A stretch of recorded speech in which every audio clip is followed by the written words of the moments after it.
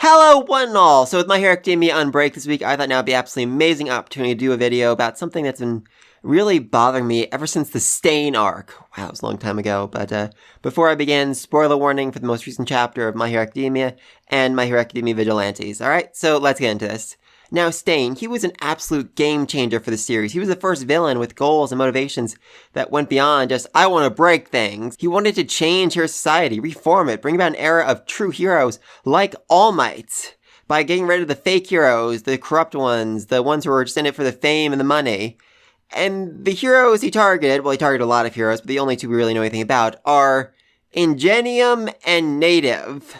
Now, admittedly, we don't know all that much about Native, but he seems like a, fairly decent guy. In the School Days light novel, he sends Deku, Ida, and Shota amusement park tickets as thanks for them saving his life, so that was, nice of him, I guess. And then we have Ingenium, who, Ida just goes on and on about he's just, the greatest hero, the greatest big brother. He's all of this. He's just perfect in every way. And much to my surprise, that is exactly who Ingenium is. He's kind, easygoing, willing to help others even when he's off duty, doesn't mind vigilantes. He's all about saving the people, and, while he does have pride in his speed, he has almost no ego, always saying, I can only do this because of my team, I can only do this because they put their faith in me, and he has absolute faith in them, willing to basically put his life in their hands.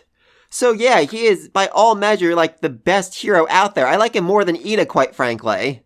And I was really expecting a twist when I first read this arc. I was expecting, for Stain to point in the background to some dead homeless guy and say, you see that guy there? Native just killed him, and that's why I'm targeting him. And as for your big brother Ingenium, he was taking bribes, he was addicted to drugs, he was doing this, he was doing that.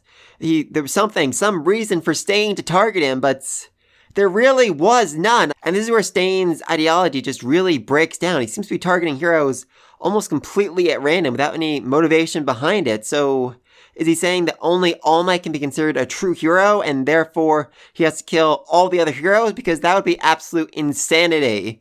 The most recent chapter of Vigilantes actually showed All Might, even before his injury, he worked himself literally to the bone, being out on hero duty for 72 straight hours. And that's with, Japan already having a bunch of other heroes. If Stain just, kills all the other heroes, or, just even half of them, or 25%, that just makes so much more work for All Might, to the point where he would literally have worked himself to death. And yet at the same time, Stain recognizes Deku as a true hero, and he steps in, save Ida, and focused on getting him and Native out of there, instead of taking down Stain, instead of fighting him. So I don't know, it just feels like they could have done so much more with Stain. They could have made him so much more understandable if the heroes he had targeted were actually evil, actually corrupt, actually just in it for the fame and the money. And this is my problem with this series as a whole. We don't actually see any corrupt heroes, at all. I mean, let's turn the pages back to the very first chapter of this series. We see Mount Lady, stealing the win from Conway Wood so she can get the credit for it, get the fame, get the acknowledgement for a big debut as a hero. Clearly, she's just in it for the fame and the money and all that, but that is not the case at all. In fact, we have seen her twice willing to put her life on the line for the sake of others. During the Rescue Bakugo arc, she took a direct blow to the face to make sure the kids could escape. Oh, I love that scene. And in the more recent chapters, she literally held on to Giganto as he dragged her for miles and miles, just trying to slow him down the tiniest bit. I mean, are you freaking kidding me? She is by no doubt a true hero. But what about heroes who are just in it for the money? When Dabi gave his big speech about the corruptions of hero society, in the background there were all these billboards of heroes advertising various products, but I mean, it doesn't really affect their hero work. And even All Might sold products. I mean, Deku's room is literally filled with All Might's memorabilia, All Might posters, All Might action figures, All Might everything. And it's made very clear they can only do the advertisement work when they're off duty, when they aren't currently being heroes. And it's not like the advertisement ever affects their hero work. There's never been a moment in this series where a hero says, I'd like to help you take down that corrupt CEO, but he is one of my biggest sponsors, so I can't really do it. Sorry about that.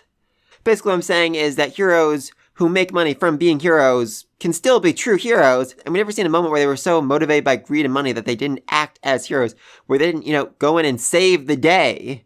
But what about heroes who are just in it for the fame, who are just in it to be loved by the people? Well, I think the clearest example we've ever gotten of that has got to be Captain Celebrity. No, I am not joking about that name. He's from Vigilantes, and he basically looks and acts just like Major Man from Powerpuff Girls.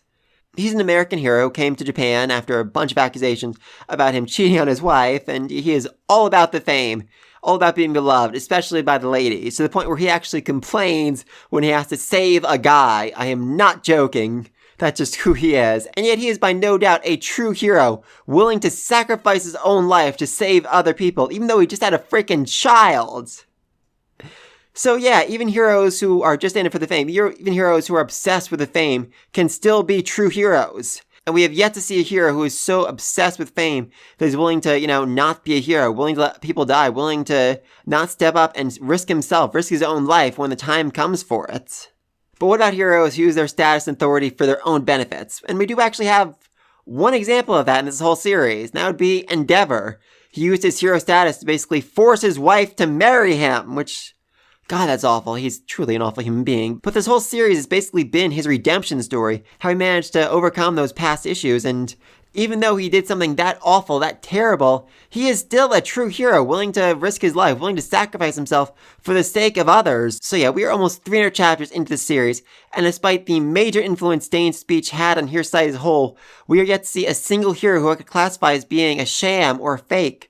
No heroes who are just in it for the money, no heroes who are taking bribes, who are letting villains go while looking the other way, no heroes who are, running away from danger because they get scared. No heroes who aren't willing to sacrifice themselves when the time comes. In fact, just based on the hero licensing exam alone, it feels almost impossible that kind of person would actually become a hero. I mean, that test is amazingly thorough, deducting points for every little violation, every little infraction, making sure the people who get their license are actually true heroes. I don't know, it just feels really weird. Like this is a whole series about everyone wanting to become cops, and a bunch of the antagonists keep ranting about corrupt police, but never actually see any corrupt police officers, never actually see any corruption in the police force at all. I mean, we have Endeavor, and that's basically it. Endeavor is the most corrupt hero we have yet to see, and I just find it so very, very strange. We have yet to see an arc, a storyline of a corrupt hero, a sham hero, one who was actually evil, one who was, taking bribes, looking the other way, killing homeless people, running away from danger, not willing to sacrifice himself, not willing to put his life on the line to save other people. Especially because there are other themes that are present throughout this whole series, like how Hero Society created learned helplessness, where people aren't willing to do anything for themselves. They think, oh, a hero will do it. Oh, a hero will fix this. Oh, a hero will look after him. A hero will save the day. Or how the government definitely seems to be at least a little bit corrupt. That's becoming more and more clear as things move forward. Well, not necessarily corrupt, but overreaching, like they're willing to do a lot to make sure that the status quo stays in effect. But please, let me know what you think down below. Am I missing some instance of corruption or greed in Hero Society? Is Endeavor enough to show that there are fake heroes out there? Is Endeavor a fake hero? Am I just misinterpreting Stain's whole ideology? Because, I mean, like I said, his targets are just really, really weird, and I think they could have done so very much if they'd actually had, Ingenium turn out to be corrupt. Oh god, that would have absolutely destroyed Ida. Oh, I would have loved to see that. I would have just loved to see that. And they could have just done so much with that storyline. But yeah, let me think all that down below. Be sure to like, subscribe to the next video. And until then, peace!